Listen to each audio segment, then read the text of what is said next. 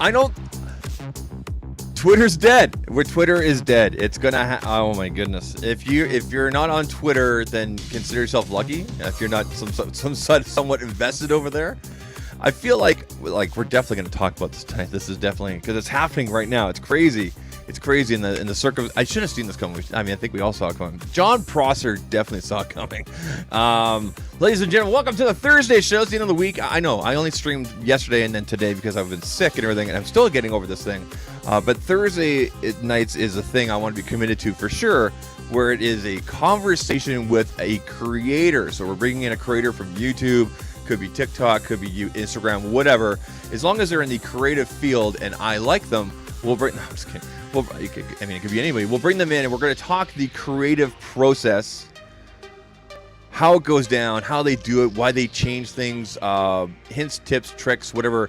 We encourage you guys to ask questions and whatnot. Throw them in the chat there, and we'll talk to them. So, this gentleman here that we're bringing in today, someone I look up to. I really didn't meet and get to know until through Twitter. And then I think we were all in a Discord for a while, and then his channel took off, and then he quit, and he started another channel. So we're going to talk to him about that. He's been very open and transparent, like this Nomad Charger. Link is down below, and plug.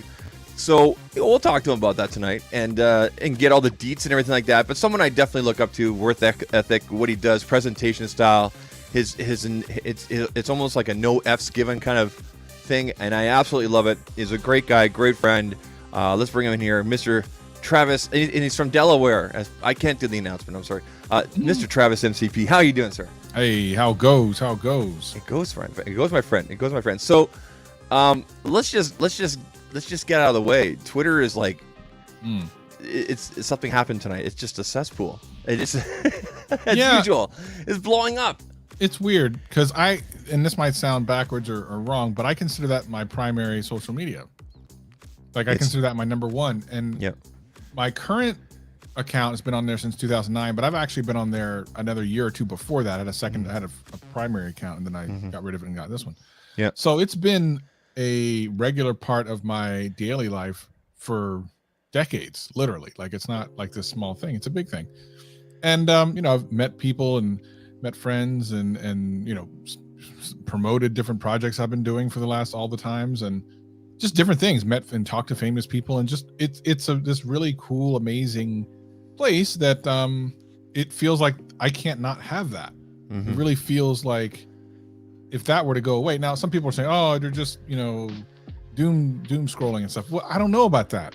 Right now, there's some shenanigans going on that is very, very scary. I'm completely on the same pathway as you. I mean, if I were looking at it strictly from a numbers perspective, it's technically my second largest after this channel. But in terms of interaction, opportunities, directly profiting, networking, meeting friends and peers and people like yourself, amazing people like yourself, whatever, it's number one, right? Like I get my news from there. I get my tech news from there. I get my really bad opinions from there. I get, and I mean, how many times a day do you open up Twitter? I don't know about you, but I mean, when I wasn't depressed, well, I'm pretty sure I still am, but when I wasn't just like laying in bed all the time, I'm opening it, I don't know, probably 50, 60, maybe 100 times a day, right? Like it's just a regular, it sounds sick, doesn't it? But I mean, really. No, but I mean, like when I'm in here working and I have my computers on, one of the tabs is always Twitter. Always. Yep. Same right here. There right now. It's on this computer, this monitor right over here. It's right there. And it's always there for me. So what a weird thing. Now the funny thing is, again, some people think certain things are too big to fail. It's just not the case. All you have to do is look back in history. I mean, remember MySpace? That used to actually be a thing. I still have a page somewhere. Well, that's the thing. No one thought that something like that could be knocked off, and then Facebook came around like, Facebook's nothing. That's for college kids. And all of a sudden, where's MySpace? And so on and so forth. And you can see that across a lot of things. BlackBerry was the smartphone, so to speak. Wasn't even called a smartphone, but it was like, it was the thing. There was Here's nothing my BBM. Exactly. There was nothing that was ever going to, now where's a BlackBerry? Where's a BlackBerry, man? Where's a BlackBerry? I don't know. And no one is and no one is too big to be disrupted. Nothing. No company, no person. Forget about it. No, and it's been what, 3 weeks? 4 weeks? Not that long, I'll tell you. We'll say 3 weeks. I mean, I did a bunch of covers last week. It's interesting how my Mastodon live stream, and I broke it up into how-tos and the process that we went through, that has like shot through people like re-watching and everything. Yeah, have you signed up for our Mastodon account? I have not, but I might have to. I mean, the next week or so is really going to be telling, because what apparently is happening for those who are not paying attention, and maybe for those who aren't even on Twitter. So Elon made a big threat, and his bluff was called. Yeah. Basically told a whole bunch of people, if you don't want to work here and work hard, tomorrow will be your last day. And a bunch of people were like, all right, which I don't think he expected. No. I mean, if you're ever going to bluff somebody, you better be okay to take it all the way. And I don't think he was. So they locked down Twitter, the actual place, the actual physical building, the San Francisco headquarters. They disabled like people's ability to get in and do this other stuff. And apparently this weekend is a huge soccer game. I also read somewhere, I don't know if this is true, that the entire Android side of the business is not there anymore. The dev side. I saw that. I'm being really careful about who's been saying stuff and everything. So I've been checking, like, are they a paid check mark? Or is it before? I know. You have to look at all that stuff now. Right? You have to look at all because they muddied the waters. Once upon a time, we would have known right away, right? And to be fair, like I had Twitter Blue, like what was Twitter Blue before the check mark, because of the tools and everything like that. And I love the folders and everything on it. And then when everybody was jumping on board, I'm like, what the heck? Why not do it? And I did it, right? And, like a bucket list thing. Exactly, right? And I tried it out, and then like, I think it was after 3 or 4 days of us doing the week, I went through this range of emotions on all the streams last week, where it was like I was nervous, and then I was like, okay, and then I was more optimistic, then I was really optimistic, and then by Thursday last week with the last week's creator conversation with Josh, no. And then here we are again a week later. It's absolutely insane. The entire payroll department, apparently Don Coven is saying here. That would be crazy if that's an actual thing. Because if you can't get paid, like what was Elon going to come to your house and give you a check? Yeah. By the way, everybody, I made a Discord, Don Coven. Go ahead and put the link in the chat. I've had a Discord forever. I just haven't used it. I finally ramped it back up tonight. Yeah, I mean, I might as well try to keep tabs on the thing. Luckily for me, I don't know about you, but as a creator for myself, a lot of the creator friends and peers I'm actually connected with on like Instagram. It seems like that might be the fallback for, you know, in terms of familiar territory for people. So, with everything that's happening, they're saying by Monday things could fall apart. I mean, that's what I keep on seeing. What do you think happens now? Do you think he gets on the phone with everybody and starts begging everybody back like he did apparently this week with last week's layoffs and everything? Or there's a lot of. Here's the thing. It depends on how stubborn Elon wants to be. Mm-hmm. He made a joke on Twitter just about an hour ago where he said, "How do you make a small fortune in tech? You start with a large one," which I thought that was pretty funny. Yeah. If he could try to bail and sell for pennies on the dollar, and that could save Twitter. Mm-hmm. He could ride the thing into the ocean. Maybe. And take us all with him. Yeah. Take us all with him and just be like, all right, well, this is the last ride. We're either going in or going out. Mm-hmm. Or some white knight could come in and a whole bunch of his, devs he has from other places could come in. I don't know. It's so weird because the last 2.5 years have taught me one thing, which is anything is possible. Yeah. If you had asked me this 2 years ago, I'd be like, it's going to be around next week and stuff. But I've seen really strange things just in the last 2 years. Forget about the last decade, just the last 2 years. Anything is possible. This thing could be shut off on Monday. Now, that would be bad for him because he still needs to recoup his money. So the common sense is he's not just going to flush $44 billion down the toilet because if he turns everything off, that's what happens. Yeah. But right now, he's kind of already doing that. So does he let someone else take over and go, look, my money's into it, but at this point, everything is just an F up, and let someone else do it. I'll walk away. Please bring people back. Please get the stuff working. So my question about this is, and this is my understanding about how everything went down. This whole thing, it seems like it just started as a troll and as a meme or what do you want to call it, and he got tied into it. Here's the thing. Apparently, if he had backed out of the deal, there was like a $1 billion fine. Yeah. But he ended up throwing down $44 billion. So either it's a pride thing, and I'm going to show you and did it, or he's dumb. I don't know. A little bit of both. But at the same time, you have to wonder, like, do you really blame Elon for the situation we're in, or the previous ownership and CEO group and the board and whatnot look at the opportunity and say we're going to force him into this so we get our golden parachutes? Do we look back that far and go? I don't know, because what we don't know is what position the company actually was in when he took it over, because it's in a much worse situation a month later. So was he given a broken thing and he just tried to quickly fix it and that was just the wrong move? I don't know. Like that's the thing we don't really know. How broken was it when it was handed to him? He's tweeted a lot of things, but the problem with him is he then tweets things that are demonstrably untrue. So it makes it hard to believe anything he says. Yeah. It would be one thing if he was him and Trump tweet a lot. They just stream of consciousness BS. It's like because then you don't know what to believe. Mm-hmm. If you would just take your time, fact check some stuff, and then tweet it so that everything you tweet is a fact, then you could say stuff like, man, they handed me a turd and this is going to be rough. And we would believe it. Yep. But when you're tweeting, like when your first tweets when you take over is something that's demonstrably untrue and you have to delete the tweet because you were called on it, among other things, it's a big shit show. And I don't know, Zach. I don't know. Yeah, it's it has me worried. I mean, on one hand, for my mental health and my anxiety, I'm like, maybe this should burn to the ground. But on the other hand, it's like I look at all the opportunities, networking, friends, peers. I mean, I would say in general, there's been way more positives than there has been, negatives. Yeah. In the time that I've been using it and whatnot.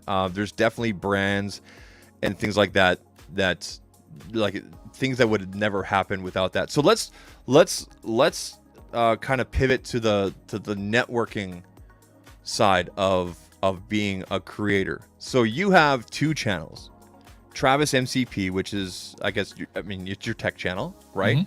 100,000 plus subscribers last time I checked. 121,000 plus subscribers. Amazing. You grew that to 100,000 in less than a year. You did amazing with that. I remember 4 years. It took 4 years to get to. Well, no. Oh no. Sorry, I'm getting a story. 20,000 in the first year. Yeah. Didn't you have a? Okay, so let's talk about that story. Actually, you had a goal of you wanted to hit. I think it was 10K before the end of. Was it 2020? The first year I was on, which was 2018. 2018. So why did you set that goal? And do you remember how you went about it? Was there a plan, or just, tell us the story? Yeah, I mean, I've said it before, so if you've heard this story before, you can speak along with me, I guess. It's like knowing the lyrics to a song. But so 2018, I wasn't actually looking to start a YouTube channel at all. I was watching a lot of YouTube, and I used to have a fairly popular podcast, a mixed martial arts podcast, a little bit over a decade and a half ago. And I was thinking at some point, maybe I'd get into something. YouTube might be fun, but I was like, no one can grow. I was positive no one could grow a YouTube channel. It's like, it's too late. This was 2018. Actually, it was late 2017. At the beginning of 2018, I saw a video by Gary the Everyday Dad, who at the time was doing, I think, drone videos. That's actually how I came across him, because I was looking at getting a drone. And he was doing his first year on YouTube video. And in it, he said, wow,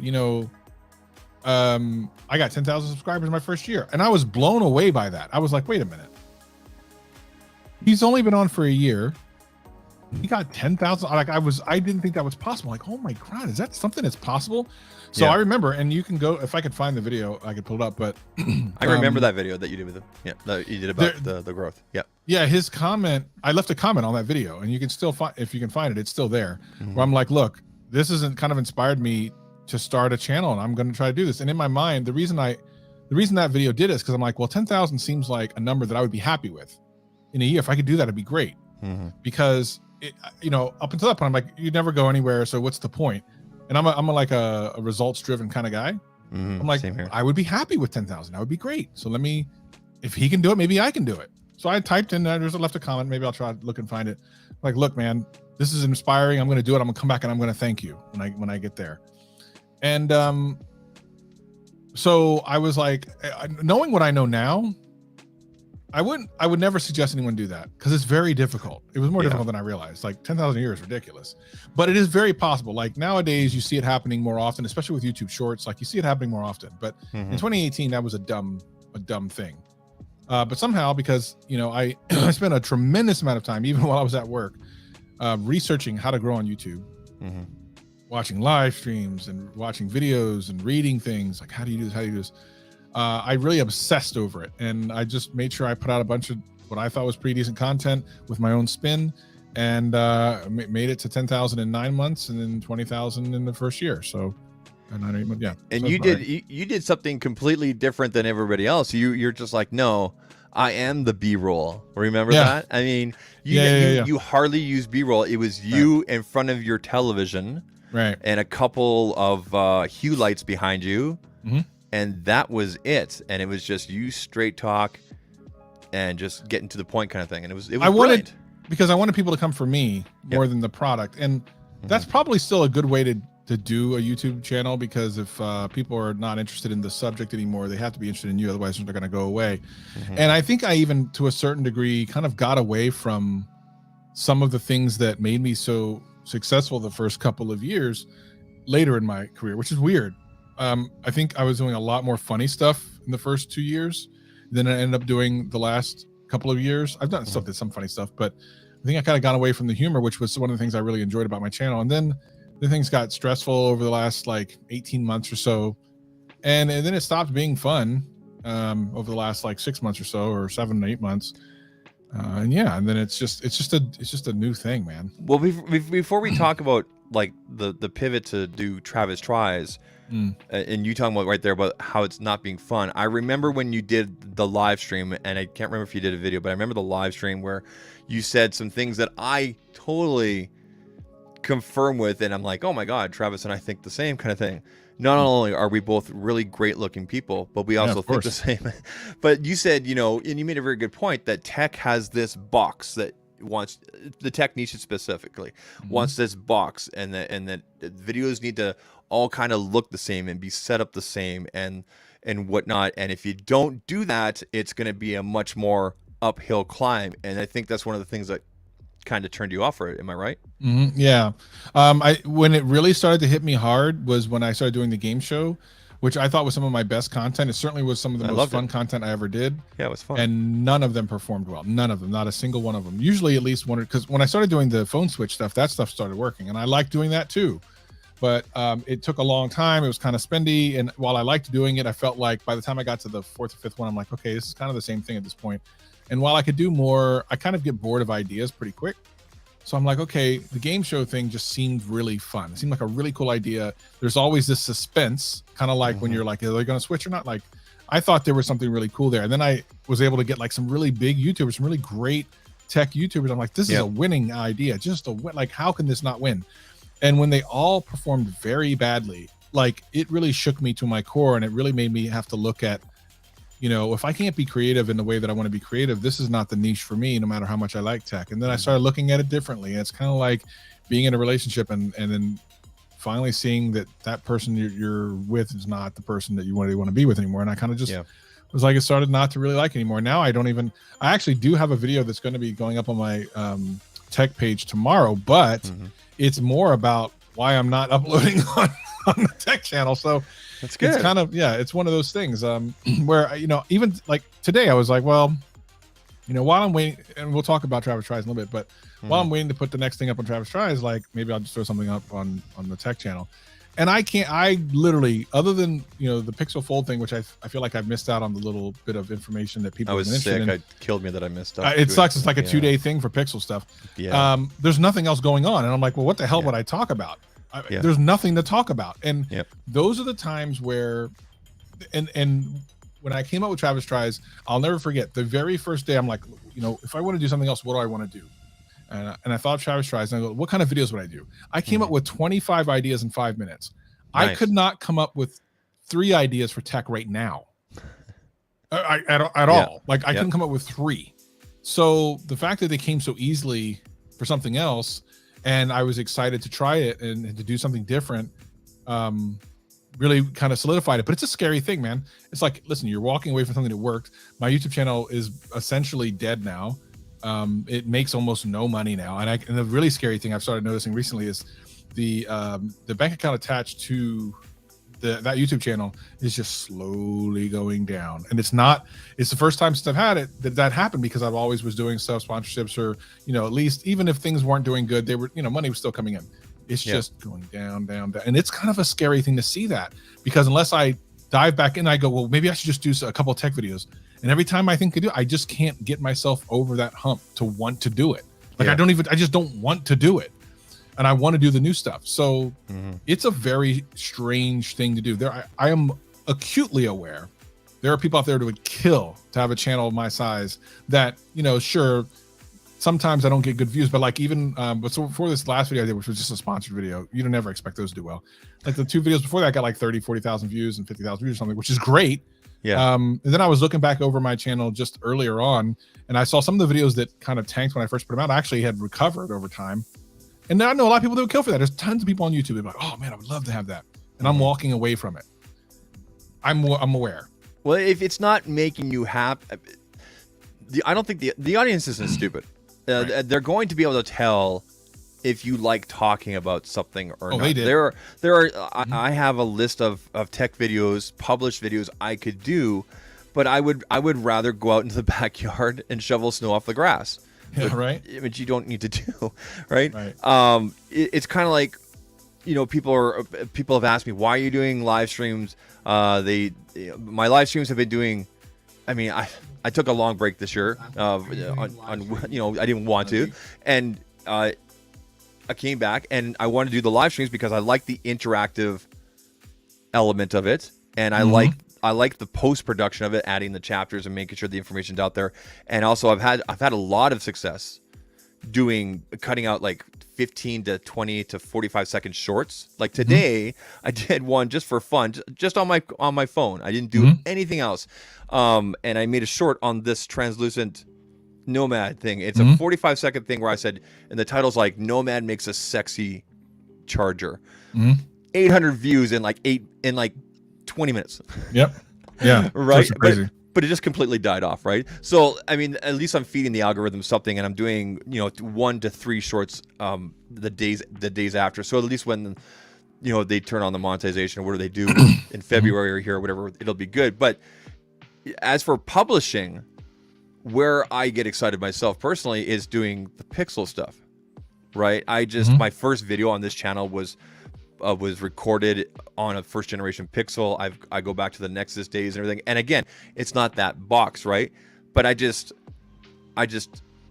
don't enjoy doing the published stuff that often. It's interesting, but if I go on the road doing some of the vlogging stuff like a CES, that I kind of like doing or think that. So yeah, I would say that this channel is a mess, and I'm definitely still experimenting, but I'm keeping things tight over on the Pixel channel or everything like that. So, and that actually I want to ask you about this, because I'm going to be taking a different approach over there on the Pixel channel. You did a really great video a couple years back on your channel where you said Casey Neistat was the greatest tech reviewer. Yeah. Right.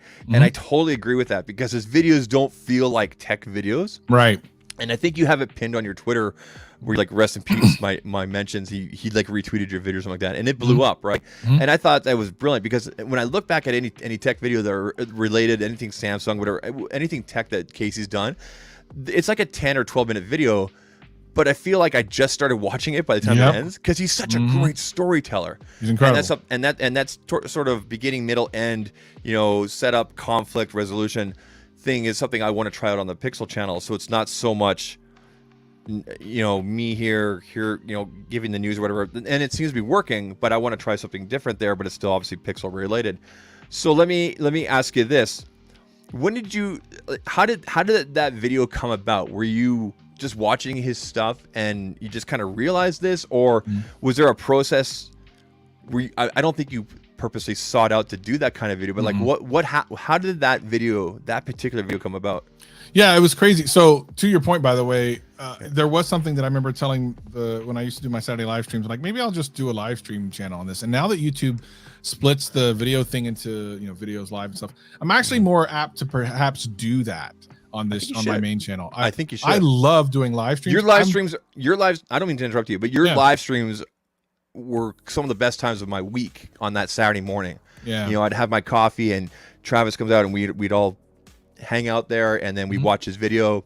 And I remember there was a couple Saturdays we missed. My kids would say, how come we're not watching Travis? Like I told you, right? So, and sorry, go on. But anyway, you were thinking about... Yeah, no, I dig them. I need to bring that back to the community. The live stream community I built, I was really proud of, not because of necessarily the number of people that came, which I was, I had a couple good weekends, but because of the type of people that would show up, man. Like there'd be some guy who was like having a bad day and we'd all cheer him up or something. Yeah. God, man, what an amazing community. And I feel like I need to, even if I can't put up videos about tech because I'm not passionate about it, there are people still floating around there. Maybe I need to get back to doing that. Anyway, back to your question. You could do a weekly thing, man. I think it'd be great. I'm thinking about it. I'm really thinking about it. Like I'll tell you this, doing a weekly or bi-weekly live show about tech is a lot easier than trying to do it 5 days in a row like I have. It's a good challenge, but I mean, like I told my stream last night, I'm seriously thinking of dialing back the live streams to Sundays and Thursdays, because I love these conversations, and then Sunday we can kind of just do like a wrap up of what happened. And of course, if there's breaking news like Twitter dying, we can get right on it. We just jump in there, right? Exactly. So I would love for you to bring that back. I think that'd be a lot of fun. I'm not sure if you want maybe I will. If I have some stuff going on Saturday, I'm shooting a new Travis Tries tomorrow. And then Saturday I'm busy, but because I've been doing my Saturday stuff. Yeah. But yeah, I mean, I'm open to it. So maybe I'll get back to that. But yeah, to the Casey question. So I don't remember very specifically other than watching a video and going, this is as like a tech video, this is great because I get the information I need, but it's just fun to watch. And I feel like back then, and I think that was in 2018. Yeah. It was my first year on YouTube. I remember going, there's nothing else that kind of like this right now. Like everything else is kind of transactional in a weird way, or some type of weird, I don't know, it just didn't feel the same. And I'm like, this is fun to watch. So I was like, this is kind of an anti, it was cool because I was challenging the entire community. There's someone who's not even in our community who's doing it better than all of us. And I thought that was just an interesting concept. I'm all about interesting concepts for videos. Like you give me an interesting concept for a video, I am 100% in. I don't like the normal boring stuff. Like, give me something interesting. So I'm like, let me challenge everyone to prove that I think that he's like the best tech YouTuber, even though he's not. So then I tweeted it and put it out. And I remember someone messaging me, or I was talking to someone at the time, and I go, Casey just liked my tweet. I'm like, holy crap. Yeah. And then, oh my God, he just retweeted me. And then he just put, oh my God. And then I went to the video. Oh my God, he left a comment on the video. Like I was losing it all at the same time. Because, to me, like, it's funny because, I think we all have at least one creator that we're like, oh my God, dude, that person. That happened with me and Jonathan Morrison. I remember exactly what happened. I was going to Staples to pick up some business cards for the job I was working for at the time. And I got a DM from Viper saying, Jonathan Morrison just commented on your video. And I can't even remember which video it is, but he put something like, that's a great lightsaber collection you got behind you. And I was flipping because I've always looked up to John. I love his videos are just beautiful.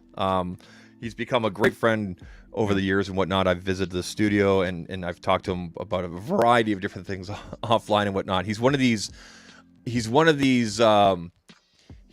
people, one of these angels. I'm just gonna say it. He's one of these angels that just does stuff to help people, and he doesn't make a big deal of it. He just does it because he's your friend. And I'm not going to talk about the thing, and it doesn't really matter.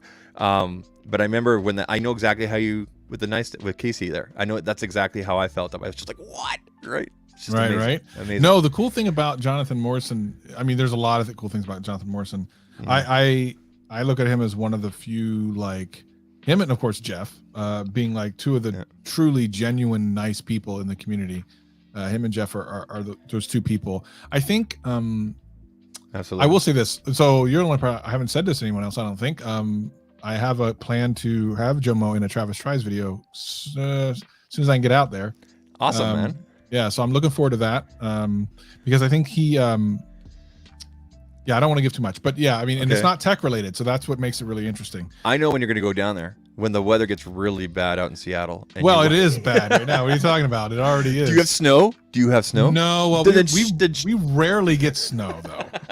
When we get snow, it's bad because we don't know what to do about it. Like you're like, oh my God, you get like this, and like everybody can drive. State of emergency. It's like, oh my God, that's white stuff coming down. My parents used to live on Vancouver Island. And they were the only Albertans out there, people that knew about snow, and they shut down Sydney. They used to live in the town of Sydney there on the island. They once got like this much snow, and they shut down the town. And my dad was the only one driving around. He's pulling people out of ditches. He's shoveling walks, and he's walking around in a t-shirt. And they're like, how do you do this? And he's like, it's weather. I grew up in this. Yeah, I mean, I'm from Pennsylvania and Delaware, where there was a lot of snow and stuff. So I'm kind of tweaked about it too, but.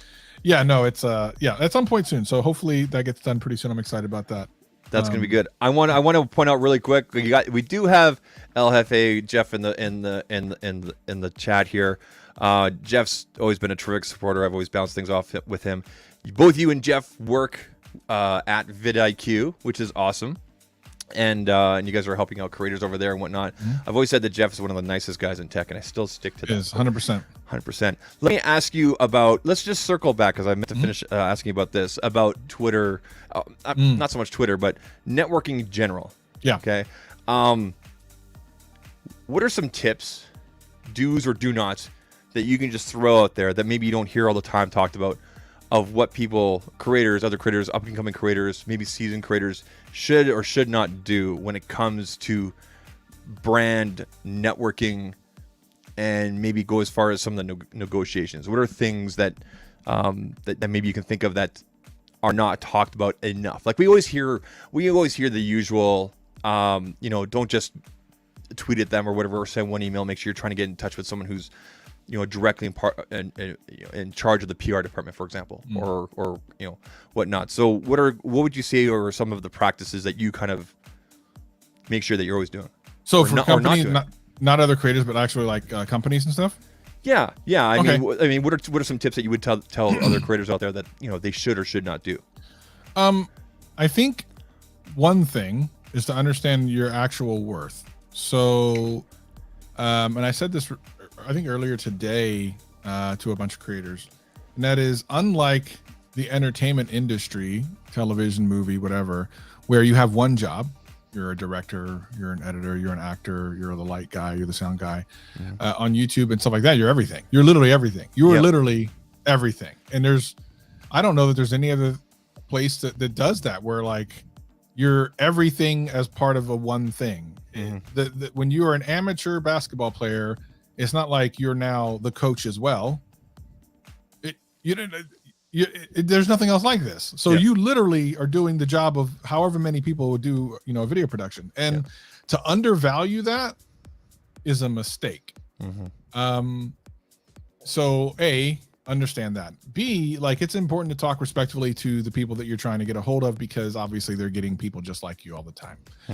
You also have to understand a lot of these companies deal with agencies and don't necessarily directly talk to creators and such, but it is important to if you can make yourself known, especially if you have handled their product line before. Like, by the way, it's not a bad idea if you do a review. Let's say you're a tech reviewer or something, right? And you do a review on a product and you like the product and you did a review. They didn't give it to you, you just bought it, you liked it. Share it to that company, share it to their Twitter or their Instagram, whatever. Go, hey, by the way, did this, love this company, tag them in it, do whatever. You'd be surprised at how simple stuff like that goes a really long way.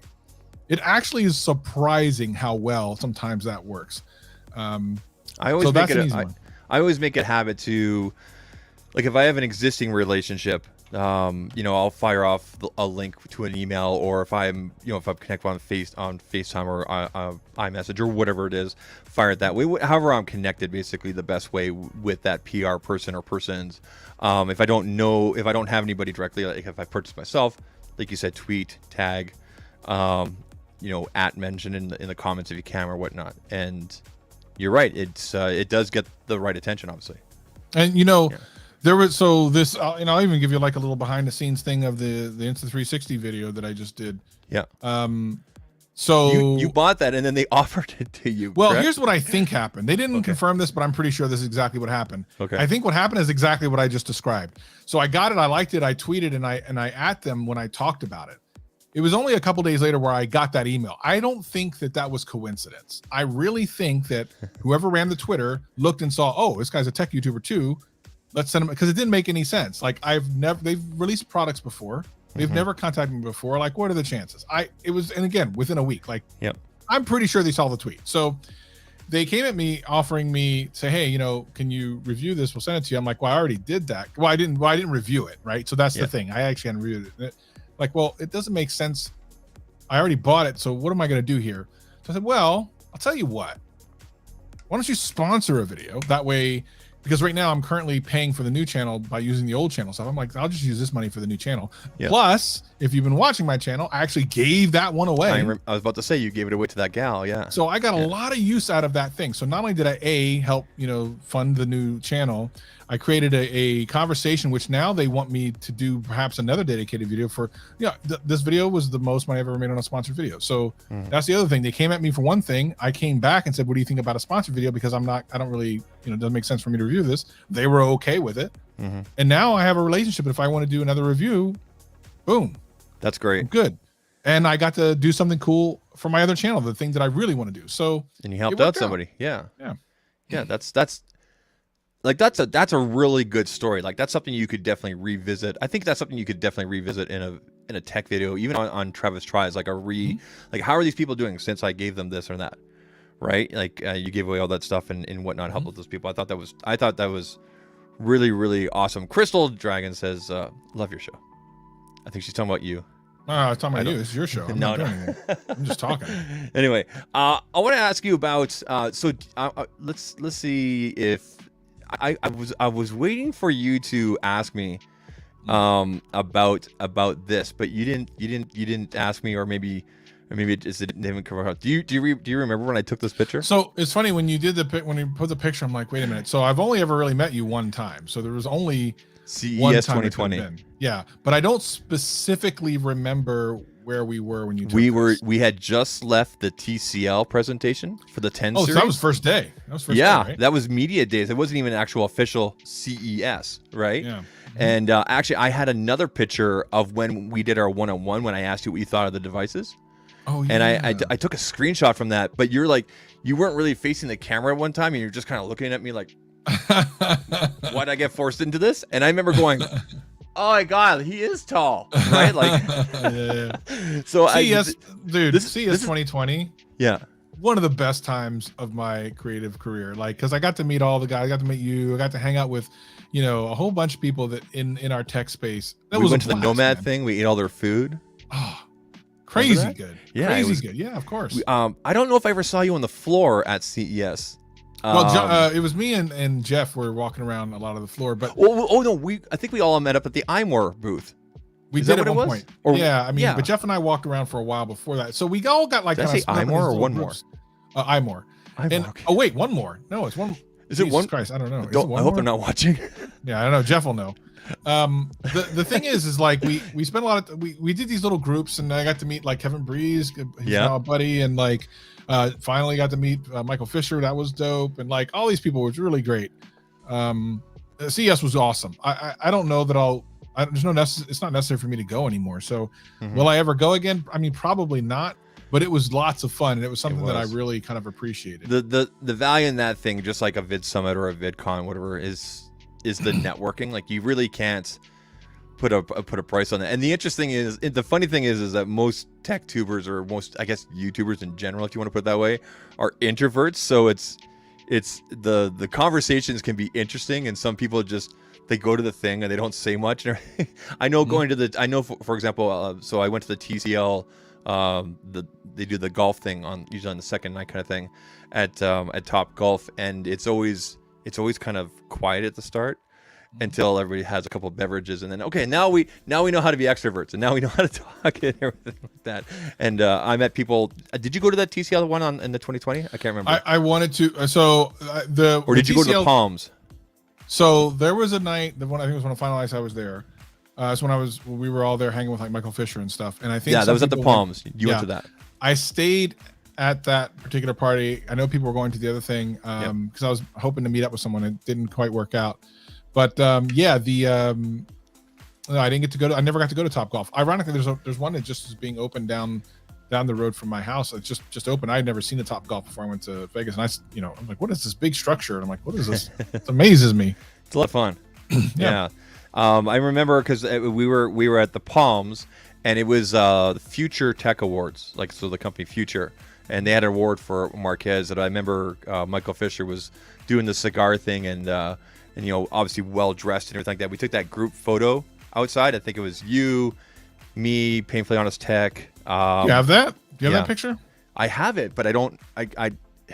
It's can't find it. It's what's ironic. It's on here. It's on my iPhone. Oh, I don't have access online here, but I do. I mean, I'll tweet it out later on. Maybe I'll tag a bunch of people. Cool. But I remember that was a good night. I specifically remember you saying, "Oh, I should have gone to the TCL thing first," because I went to the TCL thing, and then I went really late to the Palm things just as it was shutting down. But Michael was still there, downing a few beverages and whatnot. We took a great photo, him, me, and El Jefe Reviews in the lobby there, and that was my latest night. I think it was like 1 o'clock, which I think is early for Vegas time. So yeah. Now, there is an awesome company that you introduced me to, and I need to bug him to send me some stuff here. Popcorn World. Ah, yes. Popcorn World. Tell me how you found Popcorn World. How that all happened. I was the first person in tech, and that's not a joke, because I remember. So what happened was I had seen him around on Twitter and stuff, and he had actually sent. I don't know if he's ever said this out. He said this somewhere. I don't know if he just told me or if he said somewhere. He sent a bunch of popcorn to Lou. This was before like even I had started. Really, he sent it to Unbox? Bunch of popcorn to Lou, and they never said anything about it. So this was years and years. This is 2018 or whatever. Okay. He never said anything about it. So he felt kind of burned, but he really wanted to be a part of tech, right? Mm-hmm. Yeah. So he was like, I think he was in my live stream or something, and I was like, listen, I'll tell you what. If you send me the stuff, I'll eat one every live stream, because I was doing kind of Saturday live streams, and I didn't have like a huge audience, but it was like something. I had a little something cooking.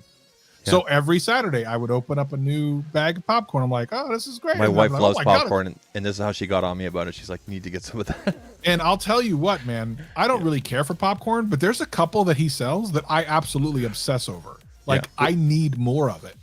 Cheesecake? Is it cheesecake? Strawberry cheesecake, key lime are the two that are like, key lime. I don't know what he does to those, but they are ridiculous. Caramel sea salt. Caramel sea salt. A lot of them are good. The only one, the ironic thing is the ones that I thought I would like the most, I liked the least, which were like the chocolate ones, because they get stuck in your teeth. Like, not a fan. Yeah. So I did a bunch of those. They did well, and then he started kind of. He really wanted to get a hold of Viper. He was really obsessed with getting a hold of Viper because they were both in Chicago. So like it was, it would have been this perfect thing. So after I kind of got in, he kind of got in good with me, and I'm like, no, this is a legit guy. I finally was like, Viper, you need to talk to this guy and see what he's about. He's really trying to get a hold of you, and then on from there. Hey, we got that one gadget guy in the chat. One bag now. Snakebite. What? I don't know what snakebite is. I don't know what that is. Juan, we need to get you on. I know that he streams like every Monday morning kind of thing, but we gotta get Juan on. We gotta get Juan. This is like a news show, damn near. I know he's been around the scene forever. He does like real tech stuff. Like I seem to remember there was some dude. I seem to remember this, and Juan, remind me if I'm wrong. Some dude was trying to pit us against each other or something. Some guy in the comments or something was like, really? Oh, you should watch Juan by now or something like that. I'm like, dude, we actually get along really well. Like, I don't know what I vaguely remember this. I can't remember if it was on Twitter or something. They took umbrage with something I said. Oh, I think it was when I did the Android desktop computer using the. Oh, okay, yeah. I remember that. Yeah. And someone was like, "Oh, Juan Bagnell's been doing that forever." I'm like, "Yeah, I know. I'm aware. Like, this is. I want to share it with my community too, something like that." And Juan was like, "Yeah, I don't know what that dude's all about." Like, you can't start a hustle between two people that don't dislike each other. Like, Juan and I were cool, so I'm like, I don't know what that. So speaking of comment section, before we pivot to the Travis Tries the World. I have so many things. I know I told you exactly 1 hour and everything like that, but that's fine. We got time. No, I know we do. I know. Before we get into Travis Tries the World, speaking of comment sections, you've given this advice time and time again in regards to comment sections, and I think you know exactly what I'm going to talk about. Why don't you tell everybody what you've told me, what you've told people and over like other creators when it comes to comment sections? Yeah. Oh, okay. By the way, he says that's a world spicy flavor. Okay, well, yeah. Spicy. Juan, then you're going to want to watch my next Travis Tries the World video. I'll just leave it at that. Anyway. Okay. Yes, comments. So I figured this out myself because I was so I almost remember the day when I saw someone put in first as a comment. I meant, wow, someone is so excited about watching one of my videos that they want to put first. I'm like, I was so hyped. They probably don't even watch it though. Who knows? But at that do. point, I didn't care. I was so excited that someone cared that much, right? Well, for the longest time I was doing, just comments, and I was loving the comments, but then I would get like a weird comment, someone would say something, and then I would make, in the next video, I would take the most hateful comment of the previous video and then make fun of them in the video. I did that for a little while. I remember that. And that was kind of funny or whatever, but after a while, if you start to get kind of popular, if you get things going, there's so many of them, right?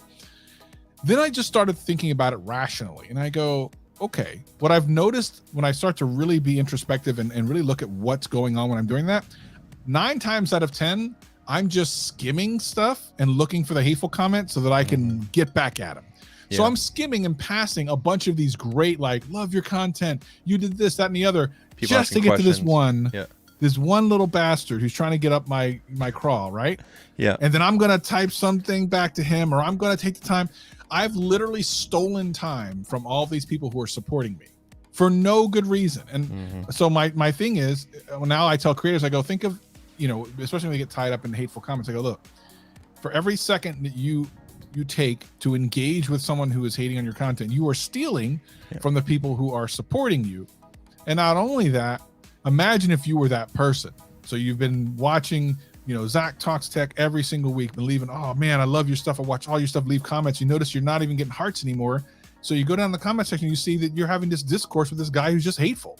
It's like, so Zach doesn't care about me, but he likes this guy who says his hat's ugly. Like why am I here? I actually like your hat. I'm just saying. I found it tonight when I was looking for the hoodie. I'm like, oh, I still have I actually like it. I actually really like it. But my point is that, right? So yeah, I just thought that when I thought like that, it really stuck with me. So I'm like, let me just start saying it. So I started saying it to different creators, and every single one I've ever said, they've been like, oh, put the energy where it deserves. Yeah. And I've always taken that to heart, and I always make sure.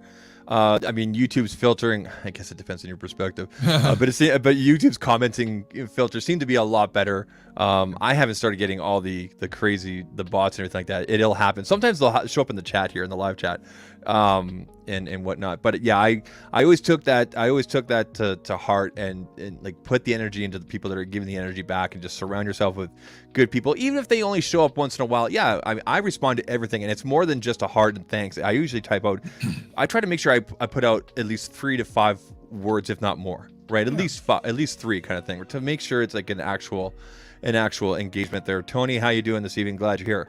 And, you know, stuff like that means a lot. Just like that quick little thing. I'm sure Tony appreciates that, right? And things like that. So that being said, let's pivot real quick to did you do it? Did you make the channel this year? Travis Tries the World? Yes. So you did something that August. Yeah, so it shocked me, but it made sense after the conversation about, you know, the technique and the box, and, you know, if you try to do something different, it's more of an uphill climb and everything like that. Travis Tries the World. Tell us what Travis Tries the World is, and what you're trying to accomplish over there. So this is the one thing that I really haven't told a lot of people about. I certainly have not told this story very often at all. So I'm happy to kind of explain, like, what is this channel about?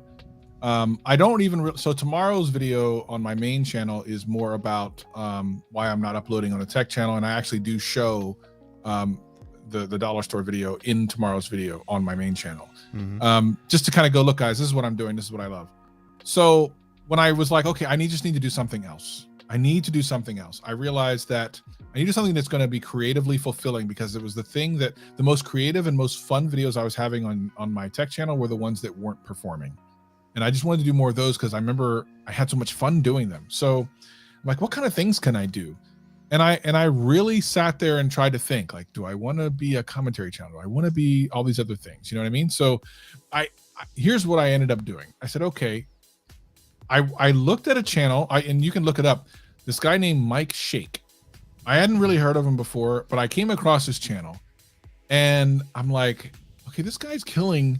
Oh, there's Renee. I love Renee. YouTube doesn't discover ranking windows. Just yeah, of course. Yeah. So hi, Renee. Renee, also one of the nicest and most genuine people in all of tech, and I am so upset that I didn't know he was going to be at VidSummit, and I actually didn't get to finally meet him. He's my second favorite Canadian. Yeah, you're your first. Who's my first? Who's your first? You, right? Brittle Star. Look him up on Twitter. He's hilarious. Brittle Star. Okay. He's amazing. I'm upset that I didn't get to meet Renee in person, because we've had conversations. 100% next year. 100% happens next year. But anyway, and I've actually before I even released it, I talked to Renee on the phone about this channel. So like, you know, anyway, so I found this guy Mike Shake, started watching him stuff, and I go, what is he actually doing? And how do I make it? How do I make my own version of that? And I'm like, he's trying things, he's doing things. A lot of times without any kind of previous experience. So let me just do this. Let me try things. And what am I going to try? I'm going to try everything. I'm just going to try everything in the world. Let me just try anything that's in the world. Let me just try it. So the idea behind the channel is me just trying things for the first time, or trying things that push my limits. So if you haven't seen the channel, there's things silly like trying to eat the entire McDonald's menu in an hour. But then there's things like trying to lose weight. You know what I mean? And then there's, so that's like a tough thing. The thing I'm filming tomorrow is trying something that is very crazy. The thing I shot last weekend is trying something I don't like to do. Okay. So there's a bunch of this stuff, and the thing is, like, I have a list of maybe like 80 other video ideas, some of which are straight up crazy that I can't do of my own. Some are aspirational, like I would literally need help. I'll tell you right now, there's a video that I want to do that I will have to do with Donut Media. Donut Media is one of the largest car channels on YouTube, and I'm actually super friendly with them. They love me over there. That sounds And I'm cool. going to try to collab with them and do it. I pitched it to them months ago, and they're like, that's crazy.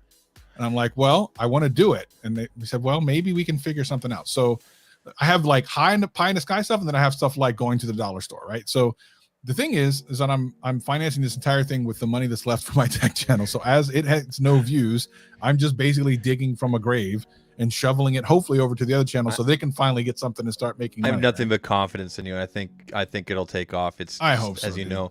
I told you this offline just before we started. My son is a big fan of yours.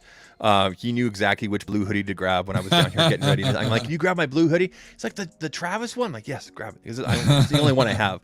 And he's a big fan of yours. Like I said, the kids would build Lego and I'd be watching you on the TV and interacting on my phone at the same time. During your live streams on Saturdays, and so my kids knew from that and from some of the tech videos. And then when you launched Travis Tries, like they still run around the house going, "Lonely sauce." Oh no, that's hilarious. They run around and they love that. They just thought it was John awesome. will love that. Let me tell the story about that because that's actually. By the way, I love Renee's comment there. That's hilarious. So I came up with the idea. I'm like, okay, I want to do this kind of fast-paced, very viral, more wide-ranging, more interesting stuff that I hope a bigger audience will watch, right? So then I started talking to one of my friends, Liran, who I have a tremendous amount of respect for. And he said something that I kind of knew, but he drilled it in harder. You ever known something, Zach, but then you talk to a friend and they extra emphasize it and you're like, oh, so even more so than I originally thought. All the time, man. I was talking to Liran and I go, yeah, and I'll probably get an editor or something. He goes, yeah, you need to get an editor for this. I go, well, yeah, that's what I was going to do. No. You need to get an editor if you're going to do this sort of thing. I'm like, all right. So what ended up happening is through just the most amazing serendipity and the time, like everything fell together so crazy that I met John, who is my editor. And I was like, hey, actually I met him because he had a YouTube channel and I'm like, John Scott, right? Yes. And I go, did you edit all this? Because this video I saw, I'm like, was really well done. I'm like, he goes, yeah. I go, let me email you. I have this idea for something. I want to do this channel. See if you're interested. We started chatting and John is like a lifesaver. Without him, I couldn't do this channel because not just because I think he's stupidly talented, but because he's committed. He's not like, oh yeah, send me some stuff, I'll edit it for you. We have meetings. We talk about things, how different things happen, the storylines behind things, you know, thumbnails, like everything. And the thumbnails are incredible. Yeah. He's a killer. Like he's killer. And we are a team. We are kind of like John and Byrne at this point. Nice. We both are committed to Travis Tries the World. We're definitely going to swing for the freaking fences. And that was I'm so incredibly thankful because the thing is, if I tried to start this channel months before, I would have never found him. I would have found someone else on Fiverr and it wouldn't have been as good. 100% wouldn't have been as good. But because now he knows my sensibilities, my sense of humor, and you know, so the story of the very first video I edited was the McDonald's one. What normally happens, and we've had to grow this relationship ever since, is that I'll send him the raw footage. I'll give him an idea of what I want. He'll throw together a raw thing. Then we'll get on a Zoom call, and then I'll go, well, I think it'd be funny if you did this here and edit this here, this there. For the McDonald's thing, I didn't see anything for like 2.5 weeks. Like he had never edited anything for me. And he was like, listen, I just need to do something. I'm like, okay. I didn't know what to expect. So then he goes, okay, I'm ready for you to see pretty much the raw thing, which was almost exactly what you guys ended up seeing. Yeah. He sent to me and I'm blown away. I'm like, what is going on? Like special effects. And I'm like, what is happening? Like I was so blown away. And then the Lonely Sauce thing came out, which he just randomly did. Yeah. And I got so many comments about Lonely Sauce that we ended up. Now here's what's interesting. Here's what some people don't put that on a shirt, man. Well, I'll buy that. I'll buy it. I know. Well, here's the thing. And if you want a game, we decided very early on that we have hidden different Easter eggs in every single video so far. Now, I didn't even know about some of them until I found one and I go, did you put your face in here? He goes, yeah, I've been doing it every single video. I go, what? So I ended up going back through them. I'm like, oh my God, you've been putting your face in different parts of the videos. But we do these different Easter eggs in every single video. And it's kind of like when you and I used to do B-roll and we would have like our friends' videos playing. 100%. We show how exactly. Right. But like Lonely Sauce has hidden in another video. It's actually in I'm not gonna tell you which one. No, that's fine. I'll go back and watch them all. I'll watch them all tomorrow. Yeah. So Lonely Sauce was a callback to something else. It's in another video. Like, and then there's like his face is in every single video, and like we do these different things that if you're paying, we have almost every video has either a reference to Breaking Bad or The Office. Some of those are easy to find, but every single video has something to do with each. For example, and this one may have flown over your head. So the hotel one. Yeah.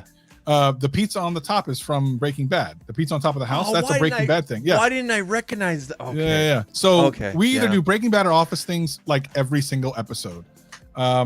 That's awesome, dude. Yeah. So we're having so much fun doing that. And every time he gives me a rough cut, I get so invigorated because I'm like, holy crap. Like, I'll be honest. There's been videos I've given him like, I don't know if I've given you good footage. He brings it back and I'm like, oh my God, this is a great video. The Dollar Tree video I was sure was not going to be any good. And it, to me, is my favorite video we've done. My son says, I like Travis's videos because they feel more authentic than Mr. Beast. And I said, first of all, how do you know that word? How do you know that word? He's 10 years old. Did you learn that at school? Good boy.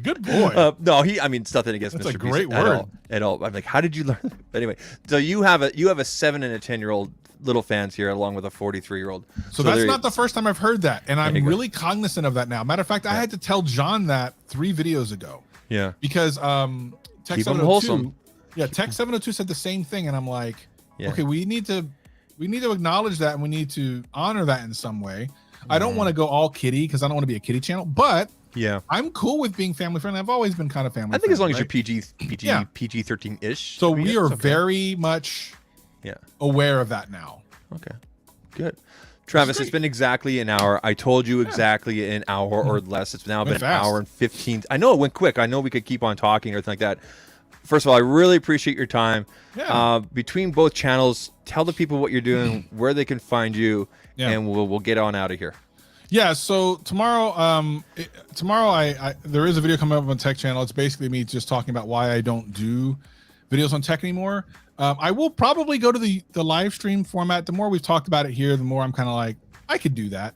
But it's really, tomorrow's video is really just a front to try to show the new content on the new channel without pointing it to the other channel, because YouTube, that's a bad thing to do. But I want people to see it. I want more people to see it and get more feedback.